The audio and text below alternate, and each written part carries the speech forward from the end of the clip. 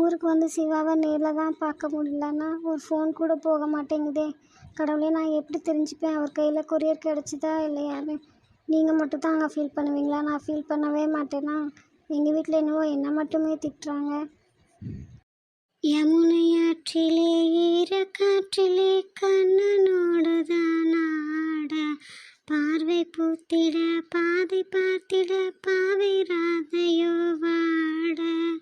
இரவும் போனது பகலும் போனது மன்னன் இல்லையே கூட, இளைய கண்ணின் நிமித்திடாத கண் இங்கும் அங்குமே தேட.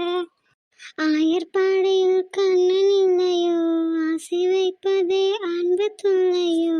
ஆயர்பாடையில் கண்ணன் இல்லையோ, ஆசை வைப்பதே அன்பு தொல்லையோ. பாவம் ராதா. ரேக்கா, இங்கேயேம்மா வந்து உட்காந்துருக்க? வாமா, வந்து சாப்பிட்டு படு. சரிப்பா, நீங்கள் போங்க, நான் வரேன். பென் சொன்ன மாதிரி ரேகா க்ரீட்டிங் கார்டு லெட்டர் அந்த மாதிரி ஏதாவது போட்டிருப்பாளா? நம்ம கையில் தான் கிடைக்கலையா? ஏன் 3 டேஸாக ஃபோன் பண்ணாமல் இருக்கா? நாளைக்கு கண்டிப்பாக ரகுபதி சாரை பார்த்து நம்பரும் அட்ரஸும் வாங்கி அவங்க வீட்டுக்கு போய் பார்க்கணும்.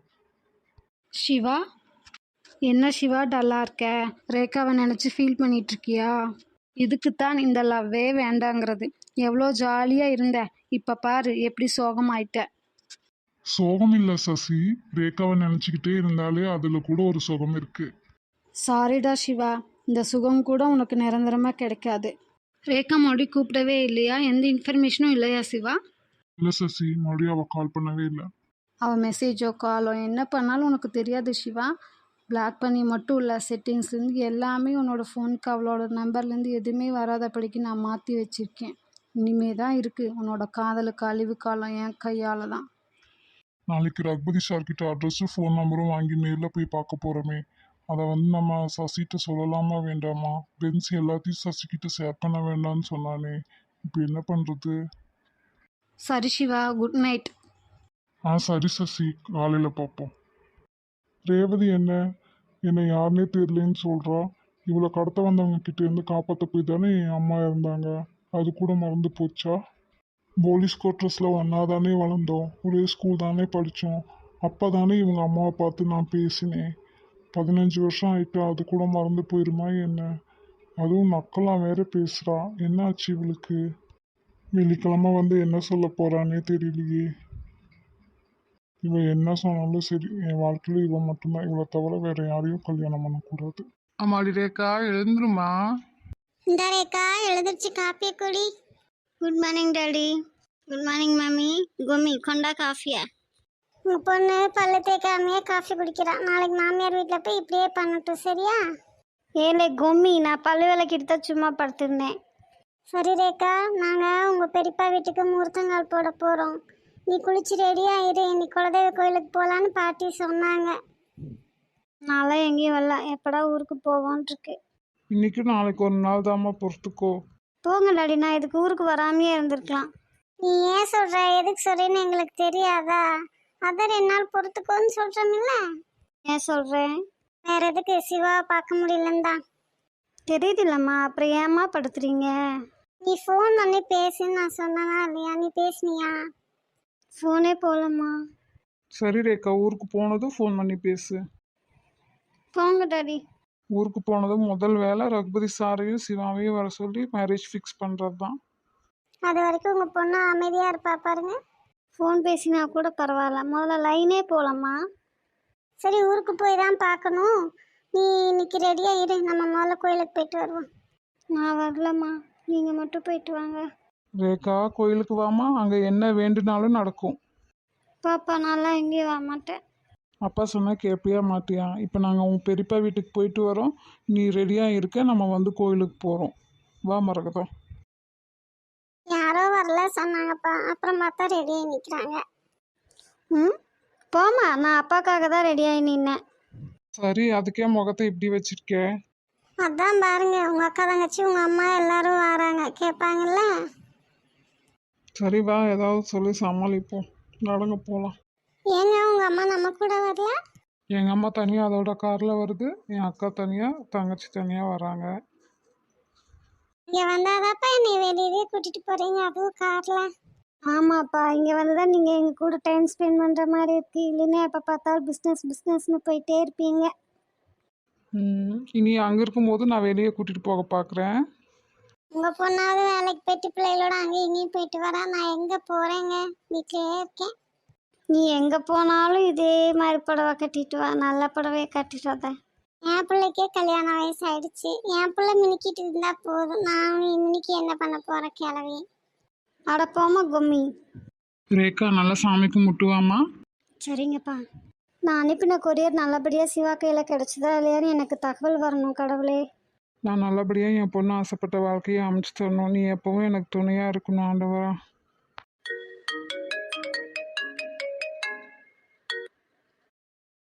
உங்கள் அப்பா ஃபோன் அடிக்கவும் அங்கே போயிட்டாரு. நட நம்மளும் போகலாம். உங்கள் பாட்டி மெதுவாக சாமி கும்பிட்டு வரட்டும். ஹலோ சொல்லுங்கள். சிவராமன், நான் ரகுபதி பேசுகிறேன். காலையில் சிவா கால் பண்ணியிருந்தாரு. ரேகாவோட ஃபோன் நம்பரும் உங்கள் வீட்டு அட்ரஸும் வாங்கினாருங்க. அப்படிங்களாங்க சார், நாங்கள் இங்கே வெளியூர் வந்திருக்கோம். சிவா உங்கள் வீட்டுக்கு போனாருங்க, வாட்ச்மேன் சொன்னாப்பிலிங்களாம்மா. அதான் என்னன்னு கேட்கலான்னு கூப்பிட்டேங்க. ரேகா சிவா கிட்ட இன்ஃபார்ம் பண்ணாம விட்டா போல சிவராம். ஆமாங்க சார், அவள் ஏதோ லெட்ரு போட்டேன்னு சொன்னா, அது இனி அவர் கையில் கிடைக்கல போல இருக்கு. ஊருக்கு ரிட்டர்ன் வந்ததும் உங்களையும் சிவாவையும் வர சொல்லி நேரில் பார்த்து கல்யாண விஷயமா பேசி முடிச்சிடலாம் தான் இருக்கேங்க சார்.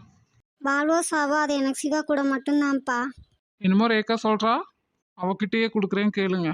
ரகுபதி சார் லைனில் இருக்காரு. ரேகா என்ன சொன்னியோ நீ அதை சொல்லு, அவர் என்ன சொன்னீன்னு கேட்குறாரு. வாழ்வோ சாவோ அது சிவா கூட மட்டும்தான்ப்பா, அவர்கிட்ட சொல்லிடுங்க. அதை ஏன் ரேகா நான் அவர்கிட்ட சொல்லணும்? அதான் நீயே சொல்லிட்டியே. ரேகா சொன்னது கேட்டுச்சா சிவா? கேட்டுச்சுங்க சார். என் வாழ்க்கையிலையும் ரேகாவை தவிர வேறு யாருக்கும் இடம் கிடையாது. நீ 3 டேஸாக ஃபோன் பண்ணல, பேச முடியல சொல்லி உன்னோட ஃபோன் நம்பரும் அட்ரஸும் வாங்கினா ரேகா. உங்கள் வீட்டுக்கு போய் பார்த்தாரு. அங்கே வாட்ச்மேன் நீங்கள் ஊருக்கு போயிருக்கதா சொன்னாராம்மா. அதனால தான் சரி என்னன்னு கேட்கலான்னு உங்கள் அப்பா கூப்பிட்டேம்மா. எனக்கு அவருக்கு காலே போடலைங்கப்பா. நான் லெட்டர் சீடியும் போஸ்ட் பண்ணியிருந்தேங்கப்பா. அது பார்த்துருந்தாலும் அவர் கூப்பிடவே இல்லைங்கப்பா எனக்கு. சிவா, நீங்கள் ரேகா லெட்டர் அனுப்பியிருந்ததா சொல்லவே இல்லை. இல்லைங்க சார், எனக்கு எந்த போஸ்ட்டும் கிடைக்கலைங்க சார். நான் ஊருக்கு வரக்கு முன்னாடியே அனுப்பிட்டேங்க. சரிங்க சார், நான் ஊருக்கு வந்ததும் முதல்ல கல்யாண விஷயமா பேசி முடிச்சிடலாங்க. தொந்தரவுக்கு மன்னிக்கணுங்க சார். பரவாயில்ல சிவா. சரி வச்சுட்டாங்க சிவராமன். சரிங்க சார், ஊருக்கு வந்ததும் நான் கூப்பிட்றேன். ரகுபதி சார் கால் பண்ணி கேட்டங்காட்டி பரவாயில்ல ரேகா. நீ ஒரு ஃபோனாவது பண்ணி இன்ஃபார்ம் பண்ணியிருக்கணும் அவர்கிட்ட. ஊருக்கு போகிறதையும் கொரியர் அனுப்புனதையும். மேலேதாம்மா தப்பு. ஆமாம்ப்பா, என் மேலே தான் தப்பு. அதான் கொரியர் கிடைக்கலன்னு சொல்கிறாரே. ரகுபதி சாருக்கு எப்படிம்மா தெரியும் சிவா கையில் கொரியர் கிடச்சதா இல்லையான்னு? பேசுனது சிவா தான்ப்பா. ரகுபதி சார் தானே எங்கிட்ட பேசினாரு.